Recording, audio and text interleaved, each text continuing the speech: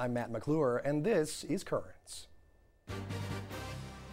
A Brooklyn parish hits hard times but bounces back in a big way. I came to the conclusion that we must create some space where indeed we can foster and create our parish life. Plus, what Pope Benedict said after last week's tragedy in Pakistan. And a celebration of the people at a parish in Queens. And it's important to celebrate them. Most of these people, believe it or not, are doing it out of love for God, love for the church.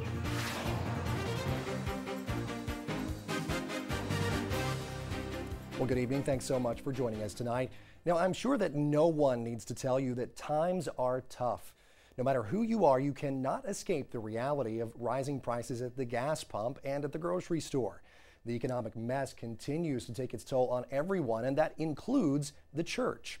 With the recent reconfiguration here in the Brooklyn Diocese, there have been parish mergers and even closings of some beloved parish homes. That may not be the typical environment where you would expect to find opportunity, but that's actually just what we did discover at St. Rose of Lima Parish in Brooklyn. Proving that necessity is indeed the mother of all invention, the pastor and parishioners there recognized the need for a parish center. So they rolled up their sleeves, they used what they had, including their time, talent, and treasure, and even the stained glass windows from their demolished convent to create the St. Joseph House Cultural Center. They dedicated and opened the center on Sunday, and our cameras were there. I'm here today, of course, not just to celebrate the Eucharist, but also to bless the beautiful St. Joseph's House behind us, the Cultural Center. We thank God for the dedication, not only of Father Luke, but all the people who put their heart and soul into this new center. As a result of not having really a place for the meeting, for faith formation, for socializing, I came to the conclusion that we must create some space where indeed we can foster and create our parish life. And so we have undeveloped a tremendous, huge basement in the lower church, which I thought could be utilized very creatively for the new pastoral center. Most of it was built by the volunteers, and some of them were paid workers. But even those who were paid was nothing for the prevailing values today. So it's always an element of sacrifice, no matter who the person was. This first part, it's an art gallery, and it's called in honor of our patroness, St. Rose of Lima, St. Rose of Lima Art Gallery. You can see the artwork of the local artists. They all are pretty much artists who live in New York. Some of them are immigrants, some of them are not, and many, many of them are our parishioners. When you move from the gallery, you enter a room called Holy Family Room. Immediately what draws your attention here are the beautiful stained glass windows.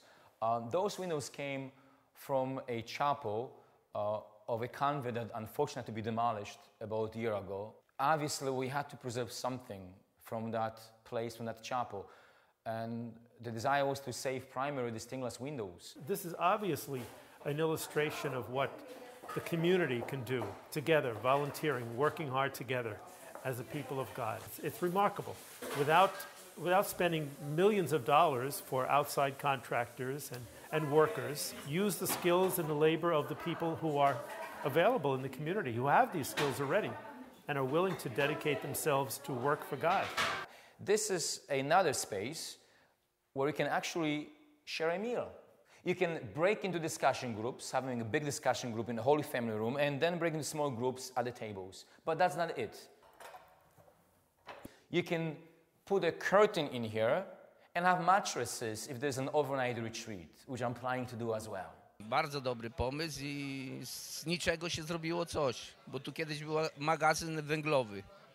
I working for free for everybody. A lot of people working for free for this church. Fill out the need for for some place to gather to exchange your thoughts and feelings. Now, as we move from the almost like Starbucks cafeteria or cafe and Holy Family Room, in honor of John Paul II, who was a man of media, a man of arts, in his honor, this small theater has been created. It can accommodate about 50 people at a time. There'll be concerts, you see the stage, all from scratch. How about on a screen showing excellent movie and having discussion? How about having some lectures on some medical subjects or about the retreat? If you offer the very best to your children, to your friends, why don't we treat God the same way? If God gives us different gifts, work of our hands, why not use those giftedness, okay, for creating something in His honor? This is not in honor of the parish or Father Luke's creativity, but this is really in honor of God and to foster our worship in a sense of family life here at the St. Rose of Lima. And that's what it is.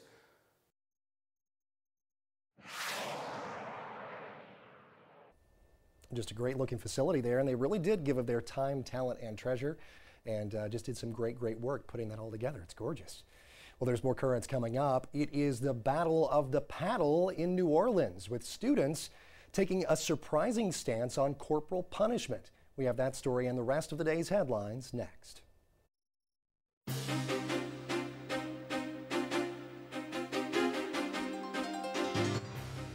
Welcome back to Currents. I'm Matt McClure. Coming up in just a bit, a celebration of the people at a parish in Queens. But first, let's have a look at today's headlines.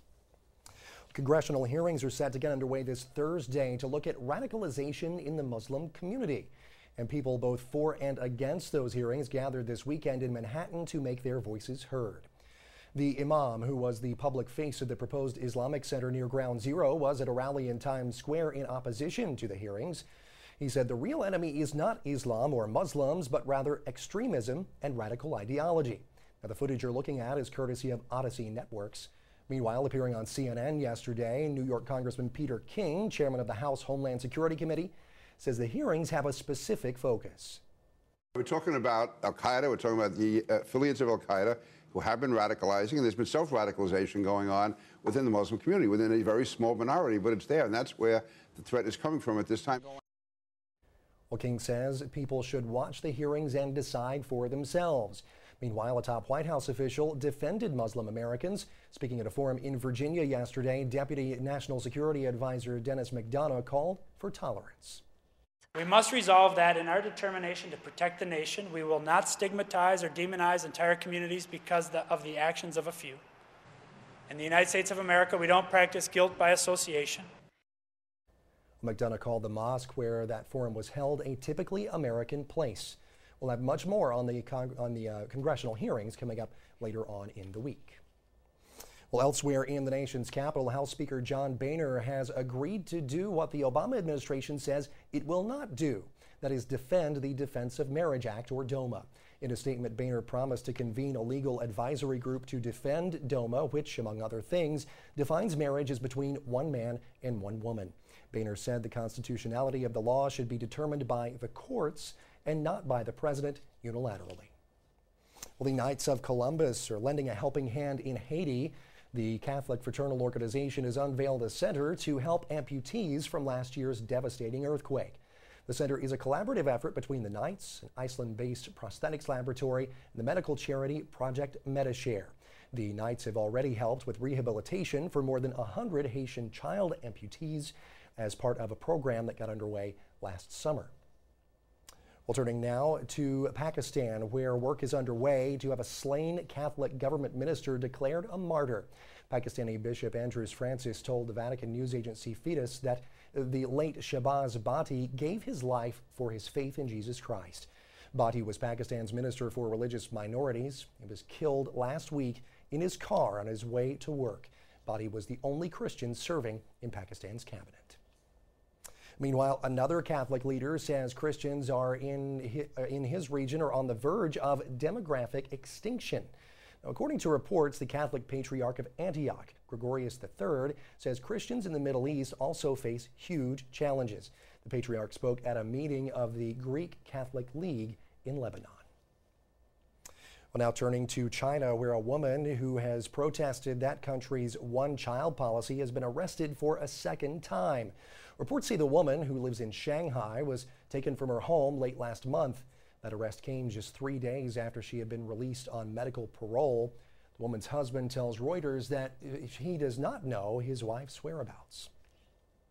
Back in this country, a Catholic high school in New Orleans has received national headlines over its policy of paddling students. The school has temporarily banned it after New Orleans Archbishop Gregory Amond raised concerns about the policy. But now students are speaking up, and what they have to say may surprise you. Reporter Wayne Carter has that part of the story. Gold on the left side, purple on the right, black in the middle, that makes me a night. These students at St. Augustine High School call themselves the strongest group of black men in the city of New Orleans, and they say they're being attacked. As a St. Augustine man, I refuse to tolerate the infringement on the St. Augustine way of life. The students became fired up after a recent town hall meeting. The Archbishop of New Orleans criticized St. Aug for being the only Catholic school in New Orleans still using corporal punishment. But students say it's a proven method of success. What can never be argued is the fact that St. Augustine High School, since the 1950s, has produced successful black men. This cannot be argued, this cannot be changed. You're not just taking away a form of discipline, you're taking away a form of life at St. Augustine. It's like telling Miss Leah Chase that she can't use the spices that she uses in her gumbo. The students specifically lashed out at the Archbishop, saying his concerns of violence were uninformed. I strongly believe Archbishop Amon has missed his target by a couple of neighborhoods, otherwise known as parish prison. It makes sense. He has only been to St. Augustine once in his life and never conducted any research here. And as the students spoke with such a passion about the archdiocesan leader, administrators and teachers not only looked on, but backed them. And St. Augustine's administration and St. Augustine's community is here to support these young men, for they are the reason we exist. They are the reason we do the things that we do. Their words and their actions have spoken more forcefully and more clearly than any of us ever could have. Well, that is Wayne Carter reporting. New Orleans Archbishop Gregory Amon, meanwhile, says he does not believe the teachings of the Catholic Church as we interpret them in 2011 condone corporal punishment. The Archdiocese of New Orleans prohibits corporal punishment in its schools. Meetings between the Archdiocese, the school, and the Josephites, the community that runs the school, are ongoing. And a Christian couple in the UK says it will not appeal its case after they were banned from being foster parents because of their opposition to homosexuality. Two high court judges ruled that in the case of foster care, the rights of homosexuals should take precedence over religious belief. Catholic News Agency reports the couple was told they had no chance of winning and could have been forced to pay the opposing side's legal fees. Well, stay tuned. There's much more currents coming up. Just ahead, awakening consciences. That's what Pope Benedict is praying for after violence in Pakistan.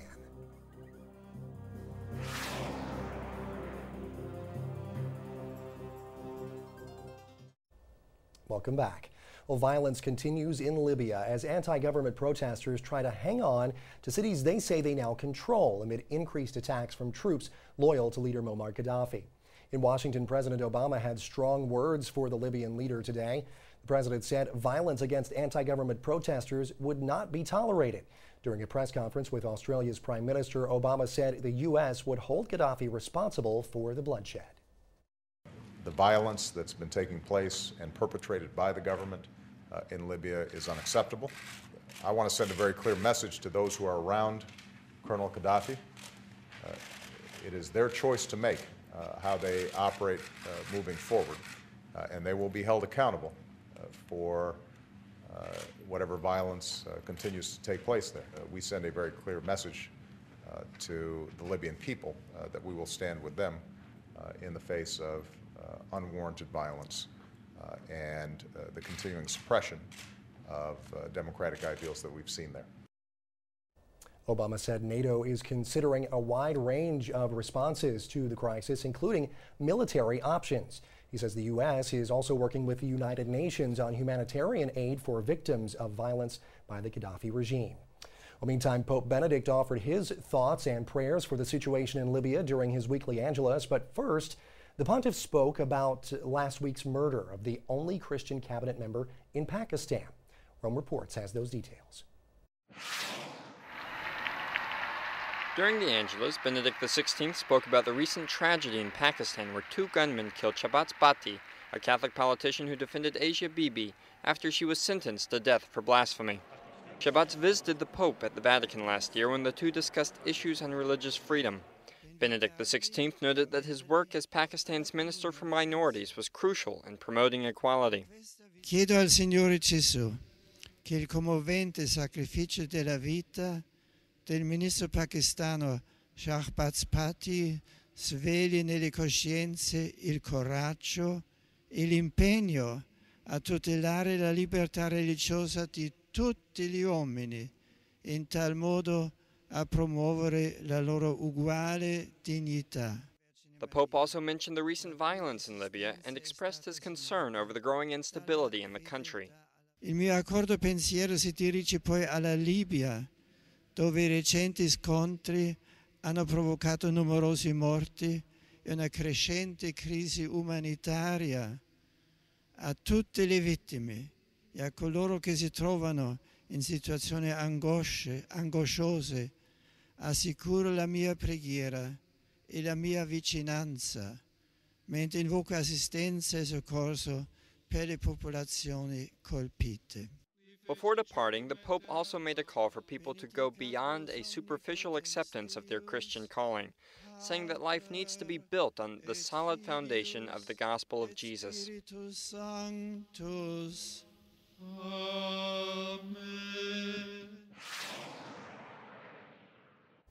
And of course, we'll continue to follow the situation throughout the Middle East here on Currents as well, especially as it pertains to people of faith. Well, stay tuned. There's much more Currents coming up. When we return, a Queens parish gives thanks for the people. Of so many dedicated Catholic men and women who have spent time and talent and part of their treasure preparing for service in the church.